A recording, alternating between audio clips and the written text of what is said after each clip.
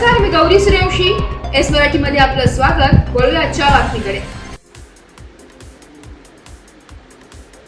सुरगाणा पेठ, दिंडोरी, त्र्यंबकेश्वर, इगतपुरी, कळवण या आदिवासी भागात पावसाळ्याच्या सुरुवातीला रानभाज्यांचा सुगंध दरवळण्यास सुरुवात झाली आहे. शेती किंवा निगा न करता निसर्गातच उगवलेल्या भाज्यांमध्ये मोठ्या प्रमाणात सत्व असल्याने आयुर्वेदात या भाज्यांना वरचे स्थान आहे. जंगलात, शेतांच्या बांधांवर, माळरानात त्या आढळतात. यात अनेक औषधी गुणधर्मही असतात. आदिवासी भागात त्या आवर्जून खाल्ल्या जातात.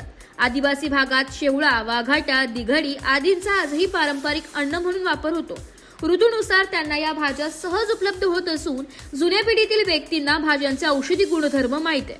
नवीन पिढीतही ज्ञान कायम आहे. या वनस्पती त्यांच्या दैनंदिन जीवनातील एक अविभाज्य घटक बनल्या. बाजारपेठेतून येणारा भाजीपाला विकत घेण्यापेक्षा जंगलात येणाऱ्या रानभाज्या शोधण्यासाठी आदिवासी लोक आता भर देत आहेत. जिल्ह्यातील अनेक ठिकाणाच्या बाजारात रानभाज्या विक्रीसाठी येण्यास सुरुवात झाली आहे. एस मराठी न्यूज साठी प्रतिनिधी लक्ष्मण बाकुल, सुरगाणा.